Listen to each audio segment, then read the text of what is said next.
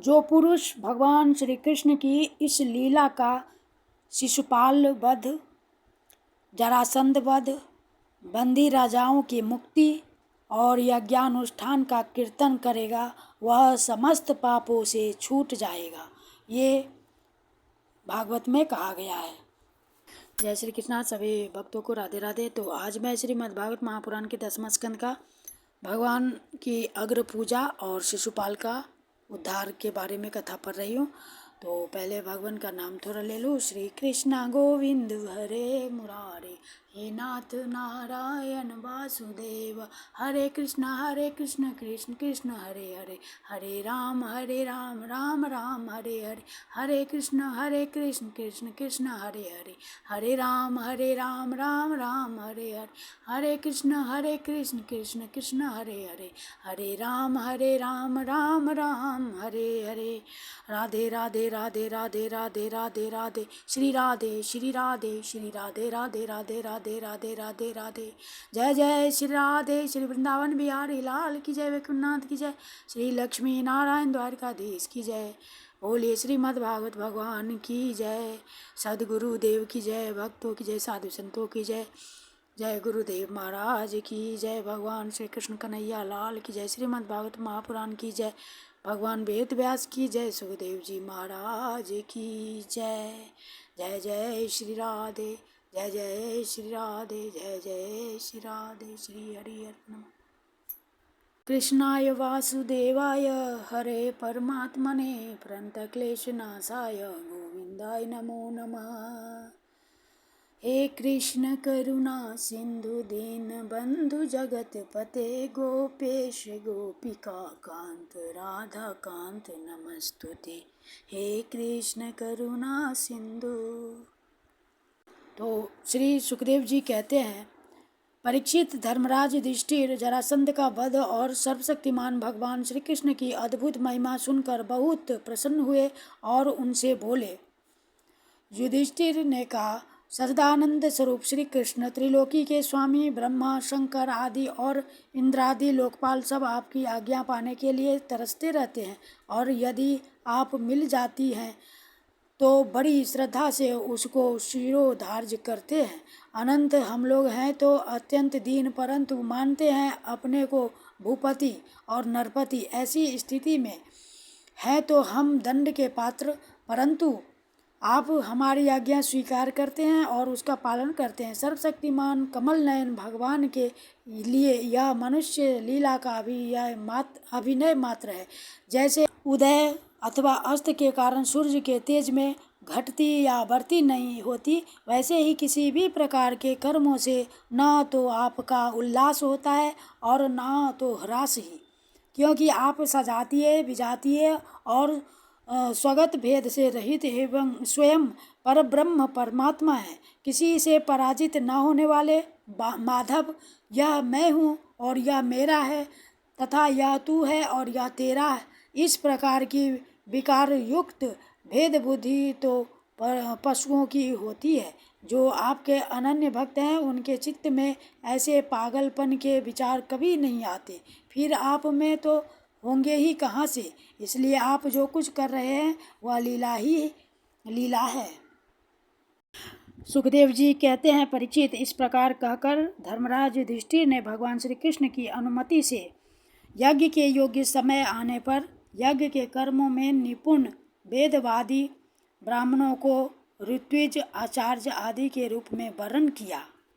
ये नाम ये हैं: श्री कृष्ण द्वैपायन, व्यासदेव, भरद्वाज, सुमंतु, गौतम, असित, वशिष्ठ, च्यवन, कण्व, मैत्रेय, कवश, त्रित, विश्वामित्र, वामदेव, सुमति, जैमिनी, क्रतु, पैल, पराशर, गर्ग, वैशंपायन, अथर्वा, कश्यप, धौम्य, परशुराम, शुक्राचार्य, आसुरी, वितिहोत्र, मधु, छंदा, वीरसेन और अकृत व्रण।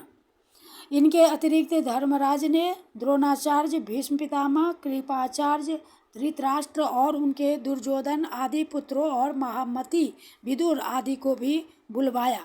राजन, राजसूय यज्ञ का दर्शन करने के लिए देश के सब राजा, उनके मंत्री तथा कर्मचारी, ब्राह्मण, क्षत्रिय, वैश्य, शूद्र सबके सब वहाँ आए। इसके बाद ऋत्विज ब्राह्मणों ने सोने के हलों से यज्ञ भूमि को जुतवाकर राजा युधिष्ठिर को शास्त्रानुसार यज्ञ की दीक्षा दी। प्राचीन काल में जैसे वरुण देव के यज्ञ में सबके सब यज्ञ पात्र सोने के बने हुए थे, वैसे ही युधिष्ठिर के यज्ञ में भी थे। पांडुनंदन महाराज युधिष्ठिर के यज्ञ में निमंत्रण पाकर ब्रह्मा जी, शंकर जी, इंद्रादि लोकपाल अपने गणों के साथ सिद्ध और गंधर्व, विद्याधर, नाग, मुनि, यक्ष, राक्षस, पक्षी, किन्नर, चारण, बड़े बड़े राजा और रानियां ये सभी उपस्थित हुए। सबने बिना किसी प्रकार के कौतूहल के यह बात मान ली कि राजसूय यज्ञ करना युधिष्ठिर के योग्य ही है, क्योंकि भगवान श्री कृष्ण के भक्त के लिए ऐसा करना कोई बहुत बड़ी बात नहीं है। उस समय देवताओं के समान तेजस्वी याजकों ने धर्मराज युधिष्ठिर से विधि पूर्वक राजसूय यज्ञ कराया, ठीक वैसे ही जैसे पूर्व काल में देवताओं ने वरुण से करवाया था। सोमलता से रस निकालने के दिन महाराज युधिष्ठिर ने अपने परम भाग्यवान याजकों और याज्ञ कर्म की भूल चूक का निरीक्षण करने वाले सदस्यपतियों का बड़ी सावधानी से विधि पूर्वक पूजन किया। अब सभासद लोग इस विषय पर विचार करने लगे कि सदस्यों में सबसे पहले किसकी पूजा अग्र पूजा होनी चाहिए। जितनी मति उतने मत, इसलिए सर्वसम्मति से कोई निर्णय न हो सका।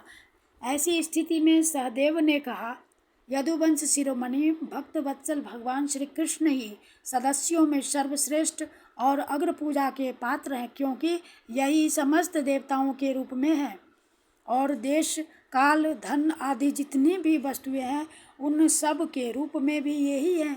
यह सारा विश्व श्री कृष्ण का ही रूप है। समस्त यज्ञ भी श्री कृष्ण स्वरूप ही है।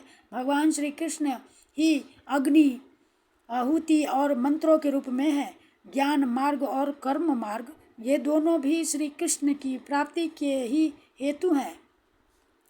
सभासदों, मैं कहाँ तक वर्णन करूं। भगवान श्री कृष्ण वह एक रस अद्वितीय ब्रह्म है, जिसमें सजातीय, विजातीय और स्वगत भेद नाम मात्र का भी नहीं है। यह संपूर्ण जगत उन्हीं का स्वरूप है। वे अपने आप में ही स्थित और जन्म, अस्तित्व, वृद्धि आदि छह भाव विकारों से रहित हैं। वे अपने आत्मस्वरूप संकल्प से ही जगत की सृष्टि, पालन और संहार करते हैं। सारा जगत श्री कृष्ण के ही अनुग्रह से अनेकों प्रकार के कर्म का अनुष्ठान करता हुआ धर्म, अर्थ, काम और मोक्ष रूप पुरुषार्थों का संपादन करता है। इसलिए सबसे महान भगवान श्री कृष्ण की ही अनुग्रह हरे कृष्णा श्री कृष्ण की ही अग्र पूजा होनी चाहिए। इनकी पूजा करने से समस्त प्राणियों की तथा अपनी भी पूजा हो जाती है। जो अपने दान धर्म को अनंत भाव से युक्त करना चाहता हो, उसे चाहिए कि समस्त प्राणियों और पदार्थों के अंतरात्मा भेदभाव रहित परम शांत और परिपूर्ण भगवान श्री कृष्ण को ही दान करे। परीक्षित, सहदेव भगवान की महिमा और उनके प्रभाव को जानते थे। इतना कहकर वे चुप हो गए। उस समय धर्मराज युधिष्ठिर की यज्ञ सभा में जितने सत्पुरुष उपस्थित थे, सबने एक स्वर से बहुत ठीक कहकर सहदेव की बात का समर्थन किया। धर्मराज युधिष्ठिर ने ब्राह्मणों की यह आज्ञा सुनकर तथा सभासदों का अभिप्राय जानकर बड़े आनंद से, प्रेमोद्रेक से विह्वल होकर भगवान श्री कृष्ण की पूजा की। अपनी पत्नी, भाई, मंत्री और कुटुंबियों के साथ धर्मराज युधिष्ठिर ने बड़े प्रेम और आनंद से भगवान के पांव पखारे तथा उनके चरण कमलों का लोक पावन जल अपने सिर पर धारण किया। उन्होंने भगवान को पीले पीले रेशमी वस्त्र और बहुमूल्य आभूषण समर्पित किए। उस समय उनके नेत्र प्रेम और आनंद के आंसुओं से इस प्रकार भर गए कि वे भगवान को भली भांति देख भी नहीं सकते थे। यज्ञ सभा में उपस्थित सभी लोग भगवान श्री कृष्ण को इस प्रकार पूजित सत्कृत देखकर हाथ जोड़े हुए नमो नमः, जय जय इस प्रकार के नारे लगाकर उन्हें नमस्कार करने लगे। उस समय आकाश से स्वयं ही पुष्पों की वर्षा होने लगी। परीक्षित अपने आसन पर बैठा हुआ शिशुपाल यह सब देख सुन रहा था। भगवान श्री कृष्ण के गुण सुनकर उससे क्रोध आया और वह उठकर खड़ा हो गया। वह भरी सभा में हाथ उठाकर बड़ी असहिष्णुता किंतु निर्भयता के साथ भगवान को सुनाकर अत्यंत कठोर बातें कहने लगा। सभासदों, श्रुतियों का यह कहना सर्वथा सत्य है कि काल ही ईश्वर है। लाख चेष्टा करने पर भी वह अपना काम करा ही लेता है। इसका प्रत्यक्ष प्रमाण हमने देख लिया कि यहाँ बच्चों और मूर्खों की बात से बड़े बड़े वयोवृद्ध और ज्ञान वृद्धों की बुद्धि भी चकरा गई है। पर मैं जानता हूँ कि आप लोग अग्र पूजा के योग्य पात्र का निर्णय करने में सर्वथा समर्थ हैं। इसलिए सदसस्पतियों, आप लोग बालक सदैव की यह बात ठीक न माने कि कृष्ण ही अग्र पूजा के योग्य है। यहाँ बड़े बड़े तपस्वी, विद्वान, व्रतधारी, ज्ञान के द्वारा अपने समस्त पाप तापों को शांत करने वाले परम ज्ञानी, परमर्षि, ब्रह्मनिष्ठ आदि उपस्थित हैं, जिनकी पूजा बड़े बड़े लोकपाल भी करते हैं। यज्ञ की भूल चूक बतलाने वाले उन सदस्पतियों को छोड़कर यह कुल कलंक ग्वाला भला अग्र पूजा का अधिकारी कैसे हो सकता है? क्या कौवा कभी यज्ञ के पुरोडाश का अधिकारी हो सकता है? न इसका कोई वर्ण है और न तो आश्रम कुल भी इसका ऊंचा नहीं है। सारे धर्मों से यह बाहर है। वेद और लोक मर्यादाओं का उल्लंघन करके मनमाना आचरण करता है। इसमें कोई गुण भी नहीं है। ऐसी स्थिति में यह अग्र पूजा का पात्र कैसे हो सकता है? आप लोग जानते हैं कि राजा ययाति ने इसके वंश को शाप दे रखा है, इसलिए सत्पुरुषों ने इस वंश का ही बहिष्कार कर दिया है। ये सब सर्वदा व्यर्थ मधुपान में आसक्त रहते हैं, फिर ये अग्र पूजा के योग्य कैसे हो सकते हैं? इन सब ने ब्रह्मर्षियों के द्वारा सेवित मथुरा आदि देशों का परित्याग कर दिया और ब्रह्म वर्चस्व के विरोधी देवचर्या रहित समुद्र में किला बनाकर रहने लगे। वहाँ से जब ये बाहर निकलते हैं तो डाकुओं की तरह सारी प्रजा को सताते हैं। परीक्षित, सच पूछो तो शिशुपाल का सारा शुभ नष्ट हो चुका था, इसलिए उसने और भी बहुत सी कड़ी कड़ी बातें भगवान श्री कृष्ण को सुनाई, परंतु जैसे सिंह कभी शिकार की हुआ पर ध्यान नहीं देता, वैसे ही भगवान श्री कृष्ण चुप रहे। उन्होंने उसकी बातों का कुछ भी उत्तर न दिया, परंतु सभासदों के लिए भगवान की निंदा सुनना असह्य था। उनमें से कई अपने अपने कान बंद करके क्रोध से शिशुपाल को गाली देते हुए बाहर चले गए। परीक्षित, जो भगवान की या भगवत परायण भक्तों की निंदा सुनकर वहाँ से हट नहीं जाता, वह अपने शुभ कर्मों से च्युत हो जाता है और उसकी अधोगति होती है। परीक्षित, अब शिशुपाल को मार डालने के लिए पांडव, मत्स्य, केकई और सृंजय वंशी नरपति क्रोधित होकर हाथों में हथियार ले उठ खड़े हुए, परंतु शिशुपाल को इससे कोई घबराहट न हुई। उसने बिना किसी प्रकार का आगा पीछा सोचे अपनी ढाल तलवार उठा ली और वह भरी सभा में श्री कृष्ण के पक्षपाती राजाओं को ललकारने लगा। उन लोगों को लड़ते झगड़ते देख भगवान श्री कृष्ण उठ खड़े हुए। उन्होंने अपने पक्षपाती राजाओं को शांत किया और स्वयं क्रोध करके अपने ऊपर झपटते हुए शिशुपाल का सिर छुरे के समान तीखी धार वाले चक्र से काट लिया। शिशुपाल के मारे जाने पर वहाँ बड़ा कोलाहल मच गया। उसके अनुयायी नरपति अपने अपने प्राण बचाने के लिए वहाँ से भाग खड़े हुए। जैसे आपस में गिरा हुआ लूक, हरे कृष्णा, जैसे आकाश में गिरा हुआ लूक धरती में समा जाता है, वैसे ही सब प्राणियों के देखते देखते शिशुपाल के शरीर से एक ज्योति निकलकर भगवान श्री कृष्ण में समा गई। परीक्षित, शिशुपाल के अंतःकरण में लगातार 3 जन्म से बैर भाव की अभिवृद्धि हो रही थी और इस प्रकार बैर भाव से ही सही ध्यान करते करते वह तन्मय हो गया, पार्षद हो गया। सच है, मृत्यु के बाद होने वाली गति में भाव ही कारण है।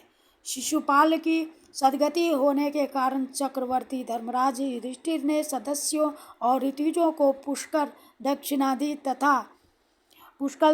दी तथा सबका सत्कार करके विधि पूर्वक यज्ञांत स्नान अवभृत स्नान किया। परीक्षित, इस प्रकार योगेश्वर ईश्वर भगवान श्री कृष्ण ने धर्मराज युधिष्ठिर का राजस्व यज्ञ पूर्ण किया और अपने सगे संबंधी और सुहृदों की प्रार्थना से कुछ महीनों तक वहीं रहे। इसके बाद राजा युधिष्ठिर की इच्छा न होने पर भी सर्वशक्तिमान भगवान श्री कृष्ण ने उनसे अनुमति ले ली और अपनी रानियों तथा मंत्रियों के साथ इंद्रप्रस्थ से द्वारकापुरी की यात्रा की। परीक्षित, मैं यह उपाख्यान तुम्हें विस्तार से सुना चुका हूँ कि वैकुंठवासी जय और विजय को सनकादि ऋषियों के शाप से बार बार जन्म लेना पड़ा था। महाराज युधिष्ठिर राजसूय का यज्ञांत स्नान करके ब्राह्मण और क्षत्रियों की सभा में देवराज इंद्र के समान शोभायमान होने लगे। राजा युधिष्ठिर ने देवता, मनुष्य और आकाशचारियों का यथायोग्य सत्कार किया तथा वे भगवान श्री कृष्ण एवं राजसूय यज्ञ की प्रशंसा करते हुए बड़े आनंद से अपने अपने लोक को चले गए। परीक्षित, सब तो सुखी हुए, परंतु दुर्योधन से पांडवों की यह उज्ज्वल राज्य लक्ष्मी का उत्कर्ष सहन न हुआ, क्योंकि वह स्वभाव से ही पापी, कलह प्रेमी और कुरुकुल का नाश करने के लिए एक महान रोग था। परीक्षित, जो पुरुष भगवान श्री कृष्ण की इस लीला का शिशुपाल वध, जरासंध वध, बंदी राजाओं की मुक्ति और यज्ञानुष्ठान का कीर्तन करेगा, वह समस्त पापों से छूट जाएगा। इति श्रीमद्भगवते महापुराणे परमहंस संहितायां 10वें स्कंदे उत्तरार्धे शिशुपाल वधो नाम 74तमो अध्यायः। इति श्रीमद्भगवते महापुराणे श्री कृष्ण अर्पणम्। हरे कृष्ण कृष्ण कृष्ण हरे हरे, हरे राम राम राम हरे हरे, हरे कृष्ण कृष्ण कृष्ण हरे हरे, हरे राम राम राम हरे हरे, हरे कृष्ण कृष्ण कृष्ण हरे हरे, हरे राम राम राम हरे हरे। बोलिए श्रीमद् भागवत भगवान की जय, श्री द्वारिकाधीश की जय, गिरिराज धरन की जय। जय श्री राधे, जय जय श्री राधे, जय जय श्री राधे श्याम।